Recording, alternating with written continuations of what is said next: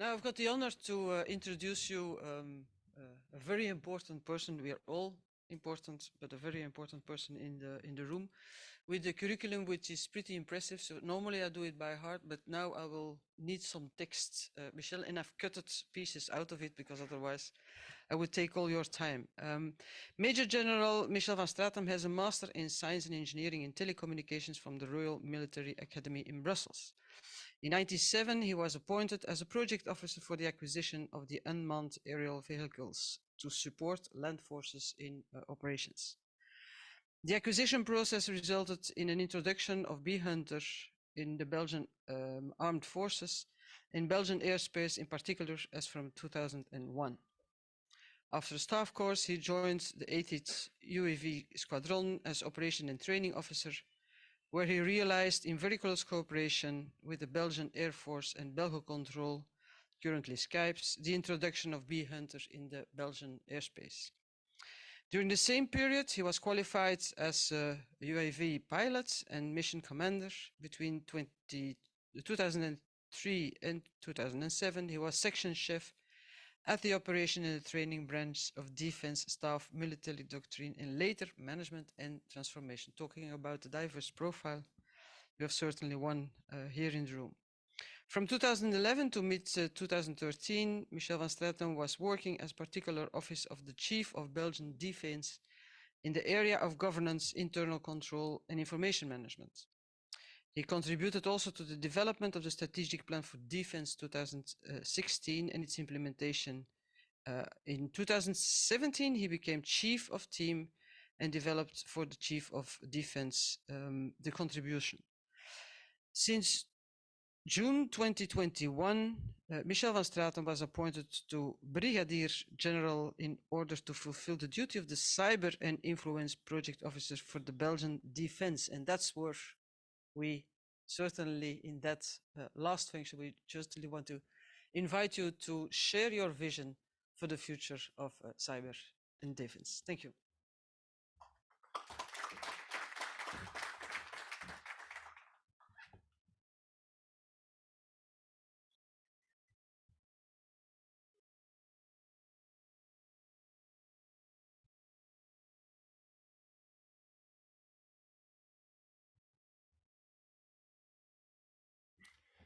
So, good morning.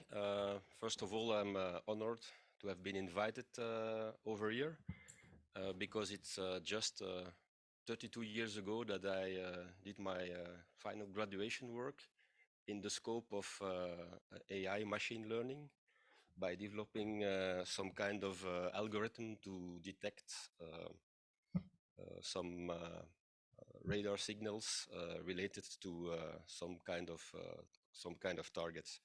So it's nice for me to be invited here at this AI week. As Axel said, I take two keywords from Axel. The first one is partnerships. I would like to stress on that one. There is no single organization that can deal with this issue by its own.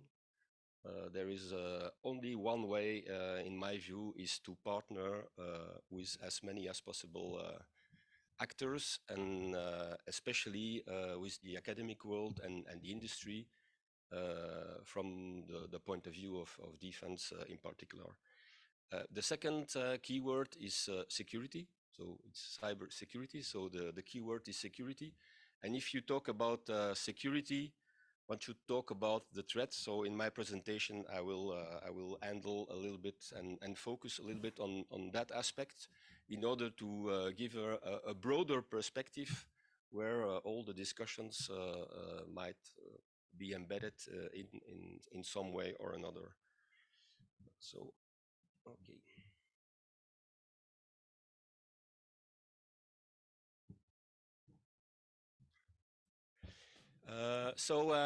The outline of the presentation, threat in cyberspace.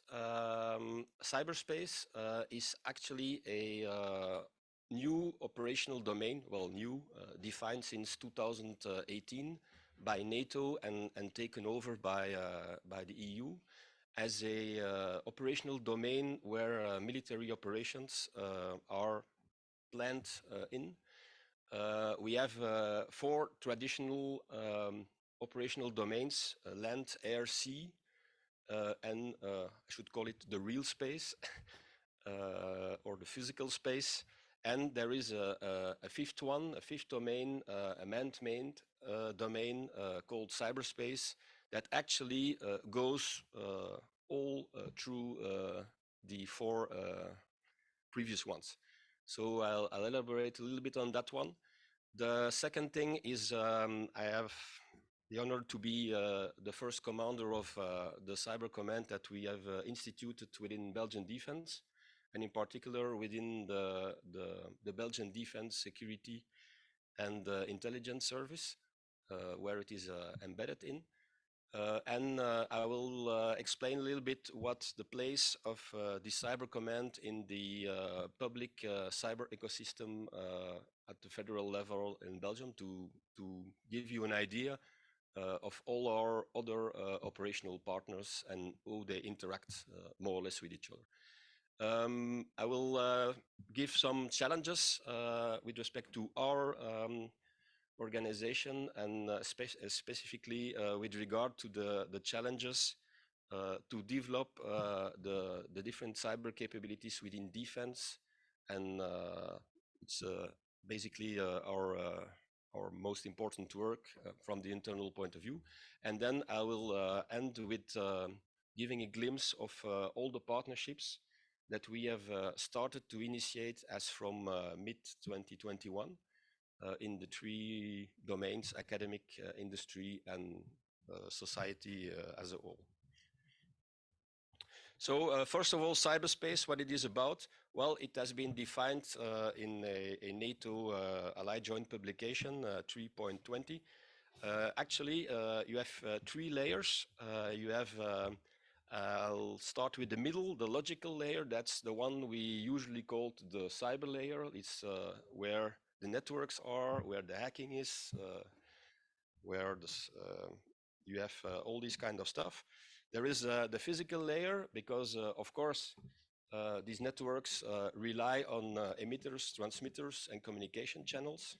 The communication channels might be galvanic, might be fiber optic, or might be electromagnetic waves that goes along the surface of the Earth or that transit through space. And then, of course, 2 and 3 are used to do something with it. Of course, Pareto-wise, it's 80% good things, but we have some bad guys, and that's why in that area we have the security issues that we have to take care of as a whole. So logical layer, you know it, surface web, deep web, and dark web. Just a reminder. Physical layer, there you have, of course, the transmitters at the surface of the Earth, the 4G, 5G, whatever G, all the electromagnetic radio transmissions. But you have also a very important, the fiber optic cables between the continents and the sea. And they are more and more in the actuality last time. You have also fiber optics along the shores. You heard about some incidents in the south of France, some incidents in Scandinavian area. So that's a matter of concern. And then you have, of course, in space, you have a new phenomena, well, new since a few years. It's the existence beside the classic point-to-point satellite communications. You have these huge constellations of microsatellites at altitudes between 500K and 1000K that provide and will provide more and more a full coverage of the entire Earth surface. So you will have actually on top of the infrastructure on land, you will have a second physical layer about 500 to 2000K altitude, with constellations from United States, with constellations from China. There are estimates about 65,000 microsatellites from China within the next 5 years. And there is also a European project, Iris Square, that will be launched or is currently being launched from that point of view. So that's basically the physical layer. And then you have, of course, it has to be used. So, there you find the cognitive layer, the social layer, with all the applications, with all the virtual personas. And there, from security point of view and privacy point of view, because when you talk about security, privacy is always there somewhere around the corner. There is some awareness needed about the weaknesses of the designs of those applications. And moreover, as Axel said, the weaknesses of the users who are not aware what the weaknesses are of their applications. So when you have an application and you activate the location feature on your application and you are aware of it, that's fine. If you're not aware of it, well, you should know it's there, and bad guys might do something with it. A second element in this cognitive layer is information warfare. And at EU level, one speaks about foreign information manipulation and interference. So all words are important. It's foreign information manipulation and interference. So that's basically the new correct definition of disinformation from state-related actors that try to influence our democratic processes. That's the definition that has been used by the EU. So this is actually cyberspace. So as a synthesis, and it's not readable, and that's on purpose. It's a very complex thing, and where these three layers actually interact with each other. I'll give you two quick examples. First quick example, 2014, Ukrainian battalion camouflaged itself in the woods against direct view, more or less against aerial view. Soldiers who were not camouflaged in cyberspace. Two reactions. First reactions, Russian artillery firing on the location. Second, just after that, a psyops campaign on social media towards the mothers and the wives of these soldiers. So this is an example on how this cyberspace is used by our adversaries.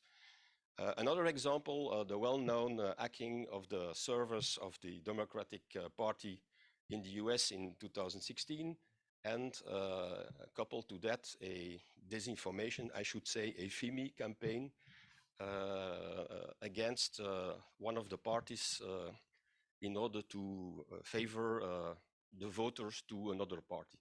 So these are one tactical and one strategic examples of how these layers interact with each other. And Axel talked about hardware attacks, so that's definitely taking place in the physical layer. Okay, huge amount, billions of interactions. So the word here is complexity and global. Some characteristics and evolution. So first of all, this is really strategic. Why is it strategic? Because it's the evolution of our everyday life. It's the digitalization of our society. Axel mentioned the importance of space. Well, space is PNT, Papa November Tango, positioning navigation time. No banks are working if the T of the PNT of space is not working anymore. It stops. And all these kind of things, you cannot imagine how dependent we became from PNT in space. So it's very, very strategic to think about that. The technologies are evolving very quickly. So you need to put in place mechanisms to be reactive, to be, it's a hype word, agile, but you need to be more reactive, and you cannot plan for 20 years. If one asks me how many time, what's your time frame to plan activities and investments, and they tell me they plan for more than 5 years, well, okay, nice, but is this reality? I don't know. So 5 years is really a nice time frame in this domain. Of course, you need to think about some technologies like quantum computing that goes behind 5 years. And Professor Preneel will certainly give his definition, Q minus X minus Y, so I will let it to him. But it's very important to know when you have to start to implement these new technologies. It's highly national matter. You mentioned the military, but you mentioned also the intelligence services. You have to know that this domain is really core for all these services. And we have seen, especially from China, the last 5 years, an explosion of activity in that specific slice. Mostly linked to stealing intellectual property rights. So it's very nice to have partnerships about development and research and development. If you do not protect in some way or another your IPR, well, you have worked for free for others, but that's your right, but you have to be aware of it. Independent, so it's interdependent. I mentioned that already. It goes through all these domains: land, air, sea, real space. It's converging, so specialties that were stovepiped in the past in the military are coming closer together. That's why we have put together some capabilities in the Cyber Command. That's basically the reason. You have issues about peacetime, wartime. Peacetime and wartime in Belgium, from a legal point of view, it's a decision of Parliament. So if Parliament decides we are at war, then we are in wartime. If they don't decide it, we are by definition in peacetime. The reality, you see, is more complex, but that's the way it works in a democratic state. So you have activities that are above and under distraction of violence, and how do you deal with it is really a complex issue. Major combat, up to now, it was never tested in major combat up to the war in Ukraine. There on the slide, you find several open source reports from Microsoft and Mandiant Google. And you see also a report of a hearing of my French ComCyber colleague, the 7th of December last year in the French Parliament, who gives some lessons learned about that. So these are all open source, let's say, this is all open source information that you can find in the visible part of the iceberg of the internet. So basically, threat in cyberspace is cyber sabotage, it's wipers, it's destructive, it's cyber espionage, it's stealing important information from security point of view, or important information, IPR, from academic and industry point of view. It's also cyber influence, FIMI. It's foreign influence of our democratic processes. And then, of course, you have also criminality. And that's the issue, basically, because the issue with criminality is that you cannot easily make the difference between a criminal activity and a state-sponsored activity. So here I will quickly tackle the issue of attribution.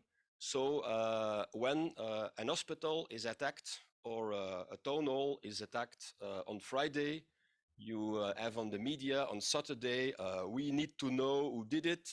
It's not normal, you don't know yet who has done it. And one should know it at least at latest by Monday who did it. Basically, this is just impossible. Why is it impossible? Because you have the physical layer of cyberspace with these emitters and receivers and communication channels. And here I take the easy example. They are located on land. They could also be located in space. But here the example by land. So you have this physical infrastructure is part of a certain number of countries. And you have the jurisdiction, the legal framework of every of these countries. So the physical nodes are part of one country or another. And then, as we always do in military scenarios, you have the red against the blues. And you see that the reds will use the gray nodes to attack the blue nodes. And so basically, you don't really know from where it comes. You have to be the fish that goes up the river, like the salmon, basically, to find back and trace back or try to trace back from where something came, basically, in the physical layer. If you put on top of that criminal activities, you have in software, you have many, well, it's common practice now to have as a service, something, whatever as a service. But here you have whatever as a criminal service. So here's just an example of a scheme where the product that was used to attack this, the red box is actually made of more than 20 as a criminal, separate as a criminal services that were purchased separately, put together. So you have an additional layer of complexity. So if someone asks you why it is complex to do an attribution, here you have from the physical layer and from the, let's say, the business model, the criminal business model, you have two elements to tell why it's complicated. So our mission, our Cyber Command has been established last year, 19th of October. And these are basically our missions. So we do all the operations in cyberspace from two legal point of view or two frameworks, two separate frameworks. So the first framework is the framework of the law that is dealing with the intelligence and security activities and with special monitoring and follow-up processes by Parliament, Comité I, Comité R. And we have military operations. This is the legal framework for military operations. So we have two separate frameworks, one organizations and two legal frameworks. That's the way we work. We do also, we support also all the other components and defense as a whole. Especially, we will develop, and that's one of our challenges in develop our defensive activities in 6 domains, air, land, sea, the medical domain. These are the 4 components of Belgian defense, but also the defense supply chain and all things related to satellite communications, which are where also defense forces are dependent on. And by developing those first 2 missions, we are able to support Homeland with our national operational partners. And the more we develop our capabilities in 1 and 2, the better we will be in order to support the partnership performance. That's basically what we are aiming for. So what's our place in this public ecosystem?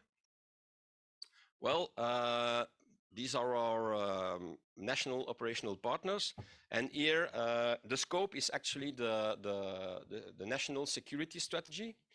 And here I've put the Cyber Command in the middle of the map, not because we are at the center of the world, but just because we look at it as from the point of view of our organization. Just like if you take in geopolitics and you want to understand the geopolitics of the United States, you will see that they put the two American continents in the center of the map, and then you understand why they look always to one side and another, to the Atlantic and the Pacific. That's the first way to look at the geopolitics. If you take China, well, the word for China is a square with a line in the middle, and it literally means the center of the world. So here, we are not at the center of the world, it's just our point of view.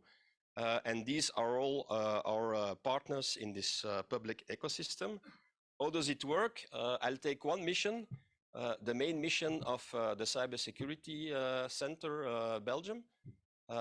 Their main mission is to coordinate as a whole the awareness and the cyber resilience within Belgian society, from citizen to companies to critical sectors. And all the partners around the table here are actually supporting with some engagements in the cybersecurity strategy 2.0. And if you take our mission as part of SGRS, ADIF, the Intelligence Service of Defense, these are actually our engagements. So we are participating in the cyber emergency plan with a focus on intelligence and with a focus on intelligence related to state actors. We are active in malware analysis. We do also technical support for judicial case where we are appointed by a prosecutor, and that's the third legal framework we are working in. So actually we are quite used to work under different legal frameworks. If needed, we can support the national cert of CCB. We can support in media exploitation, in cyber threat intelligence, and we coordinate also the participants, the participation of all these partners to international cyber exercises. So that's something we do. And we are also responsible to have an active response if there is a national cyber attack. And from that perspective, there has been a change of law in July last year.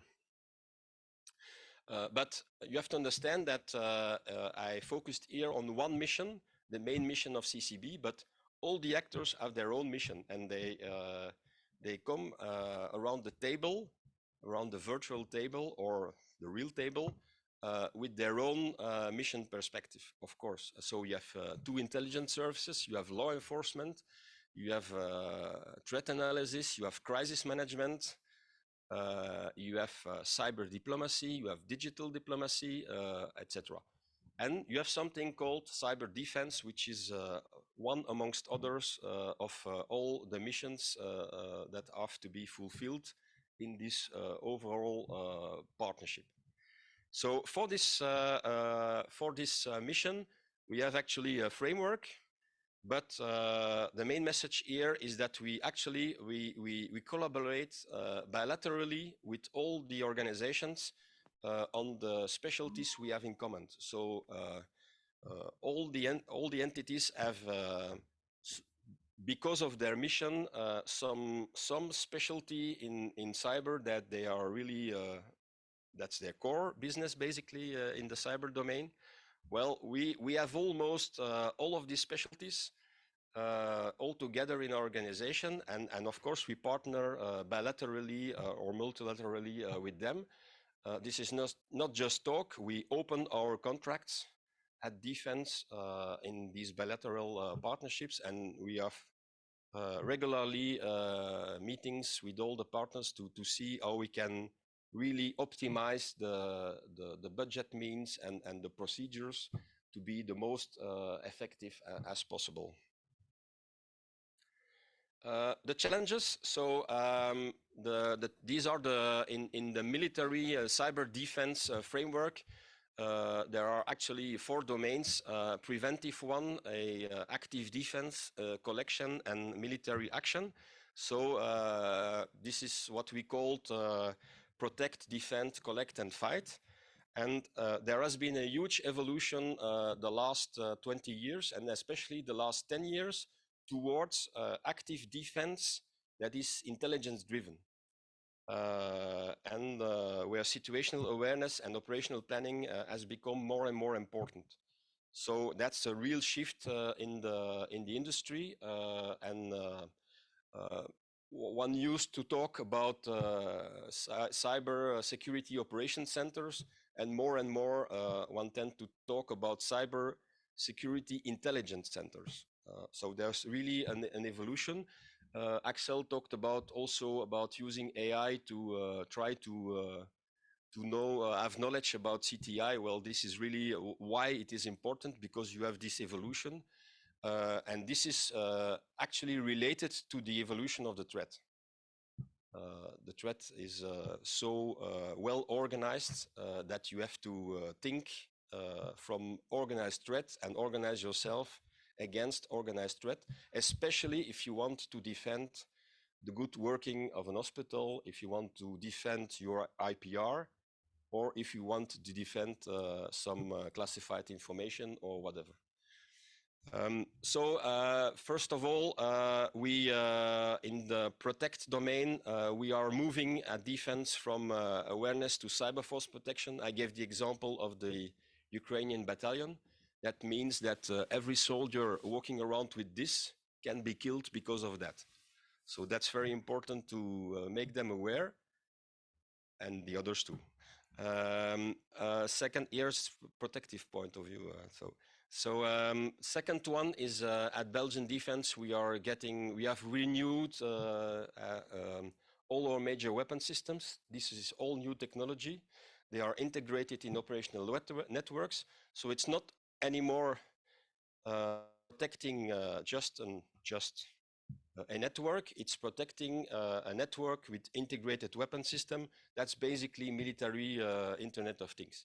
So it's OT. That's why we are evolving from one centralized monitoring SOC to a SIC, connected with decentralized SOCs and connected to military OT. That's the way we are going with the projects we are working out now.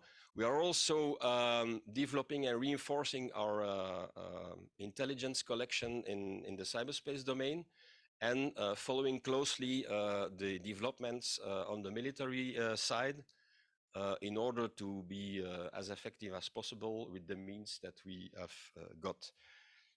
Therefore, we have, let's say, budgets from the federal government in the STAR plan that we developed for defense.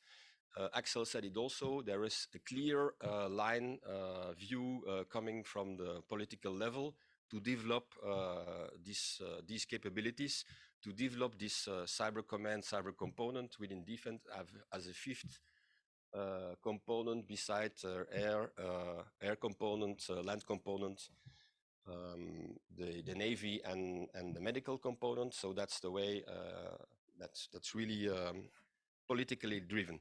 So I'll end up, and then after that I will take over, give the floor to Eric van Kamp from Agoria.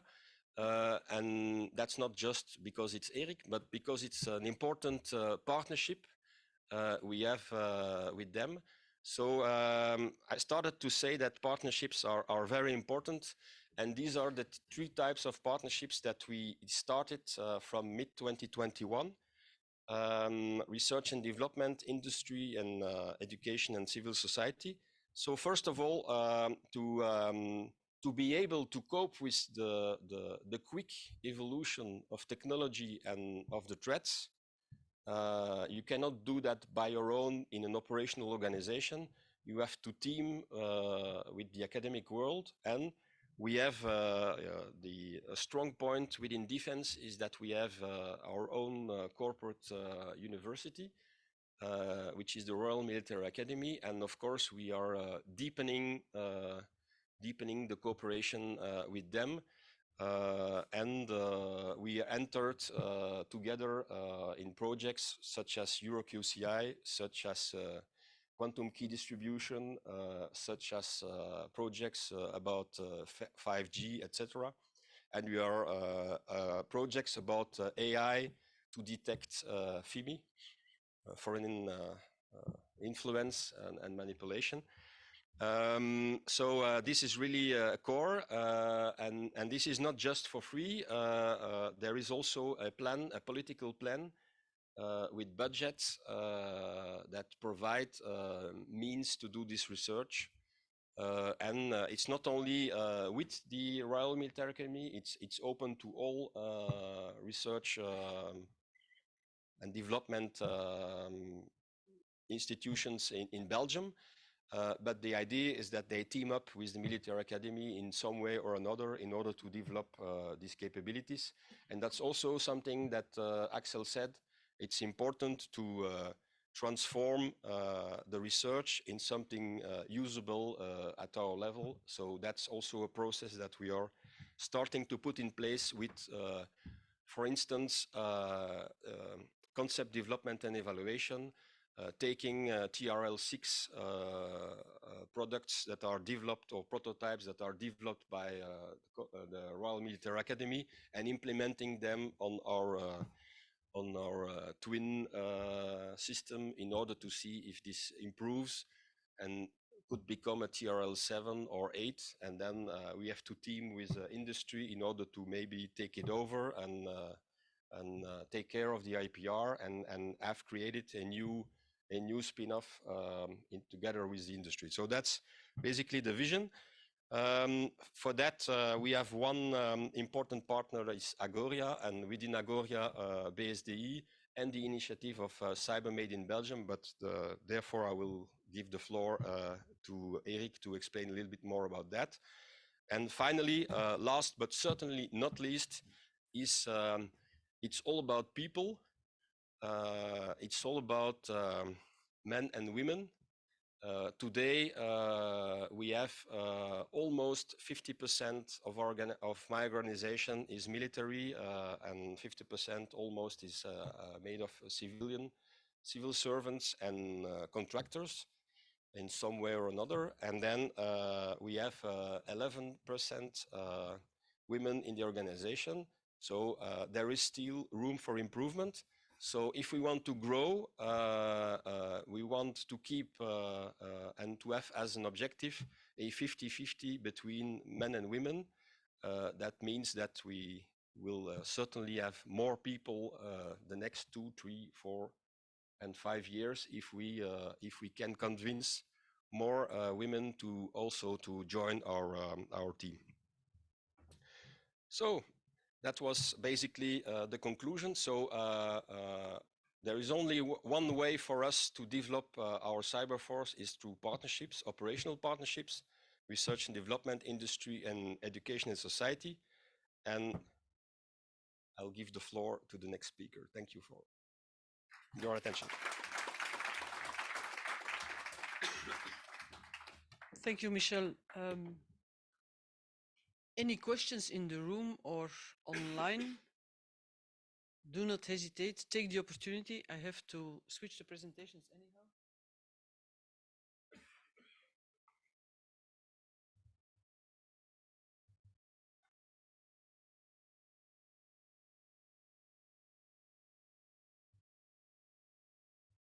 Nobody dares, Michel.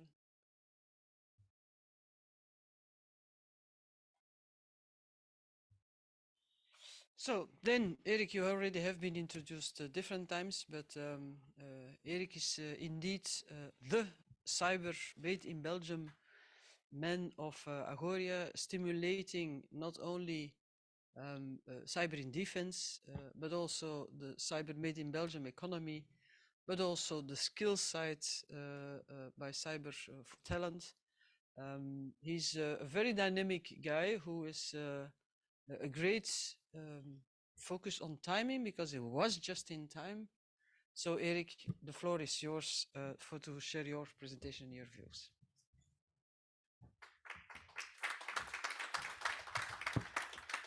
Good morning, everybody.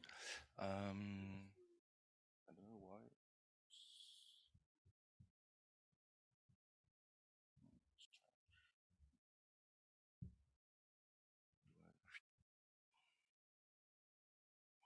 It's better. And I don't know. It's very strange because I have to find back my mouse.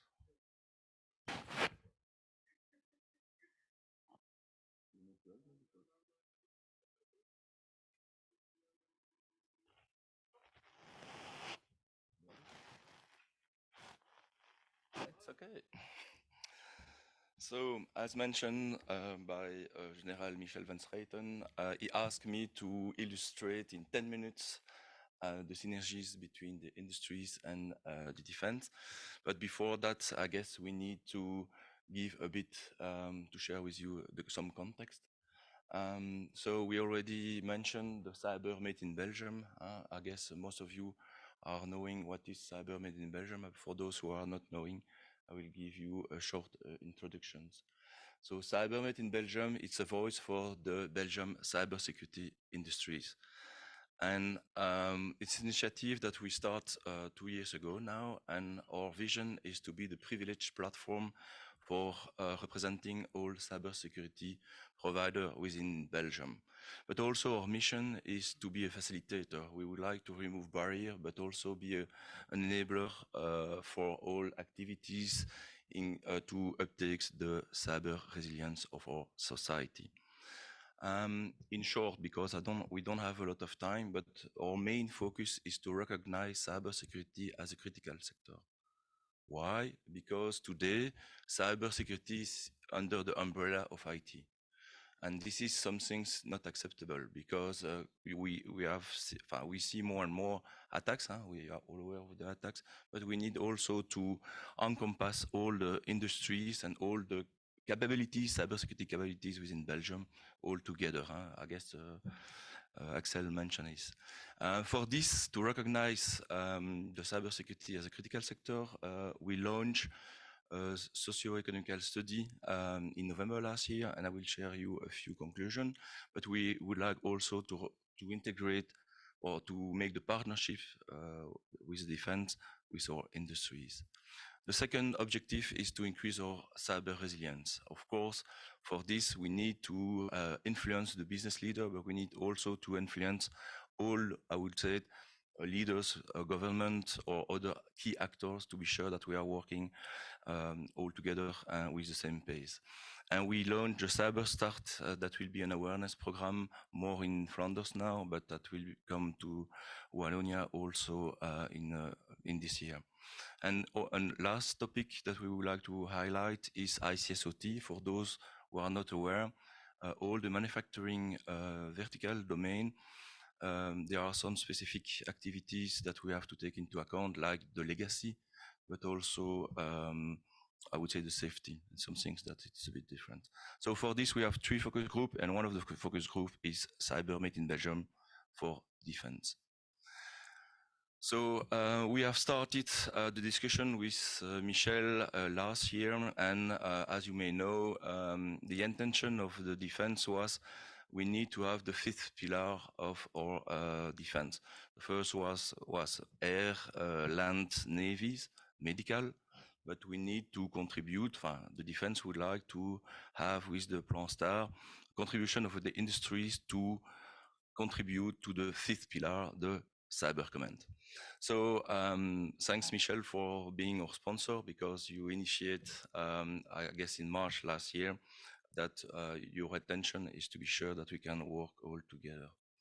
In June, or at our first plenary session is we invite all the executive from our member with a focus on cybersecurity, and we had the chance to have the defense with Belgian and Women for Cyber, but defense expose their intention and also clearly define the partnership between defense and industries. In October, Michel also mentioned there was the kickoff of Cyber Command. It was a huge event with a lot of VIP, and thanks Michel for having demand Agoria to be on the panel, and it's a clear message. We see also Molengeek that was on the panel, so you see defense is really transparent and open to make this partnership, I would say, effective. So I mentioned the socio-economical study, one of the big delivery that we made last year to be sure that we can recognize cybersecurity as a critical sector. Just for your information, this study shown, I would say, in the cybersecurity sector, more than 1,200 open position. So in the cybersecurity sector, but in Belgium, in the market, we have more than 4,000 open position. So this is critical. And we have an average of 100, I would say, cyber incident a day. So meaning this is really important. It's not a battle, but we need to be prepared. And again, the defense with the CCB was the major sponsor, an executive sponsor for this study. Just give you a few tips. So in this study, it's free. You can go to agoria.be. You go to TEMAS, cybersecurity, and you check in on November, and it's free of charge. You can download the study. But then we have a view of all the ecosystem, because the defense need also to understand what are the key elements or the key entities, cybersecurity entities within our cyber ecosystem. Something interesting also, these studies shown a very lack of women.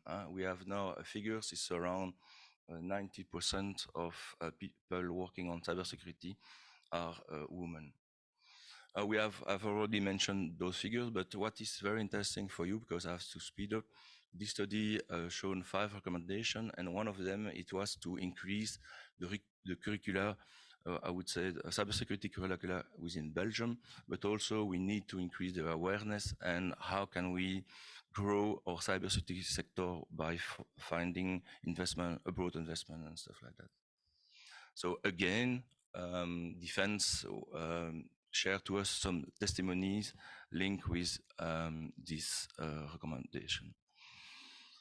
In December, we had our first, I would say, kickoff for Cyber Made in Belgium for defense, and we had an opportunities to share the vision of the defense, but also all the potential synergies between the industries and defense. And in March, it was 2 weeks ago, we had our first workshop because it's fine to have an intention, but we need to make more concrete. And then we discuss about the taxonomy. We'll use a CyBOK. For those who are not aware, CyBOK is a Cyber Book of Knowledge. It's independent of all ISO, NIST, and all frameworks that you are all aware. And it's the purpose to be sure that we are talking the same language to the world. And we have also defined a board to be sure that we can speed up a bit and increase the pace and the partnership. At the end, what are the next steps?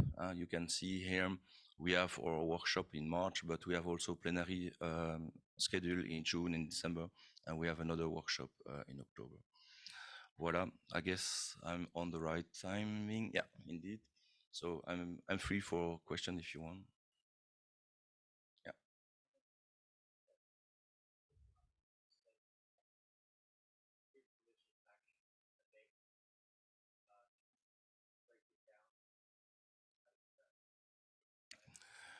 It's an action that was reported. Sorry. Okay. Sorry for the question. We would like to have more information about the 100 cyber incident a day, and we would like to have more information. So this information coming from the Kamer, La Chambre. It was an investigation requested by a parliamentaire. And indeed, it's all the incidents reported for prosecution and stuff like that. And when we compile all this kind of incident reported, so it was 70% of those incidents are not prosecution. So are not followed, meaning what kind of incident? I would say intrusion, Data breach, there is a lot of things like that people are aware. Ransomware, these kind of things that people reported.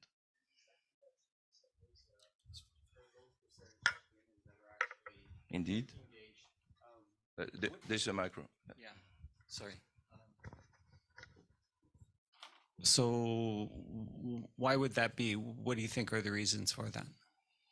This is a very good question. We'll have a topic discussion panel this afternoon about discussion. I will not spoil, but I guess some things it's linked with also perhaps some myth that yes, it's very technical. Cybersecurity is very technical.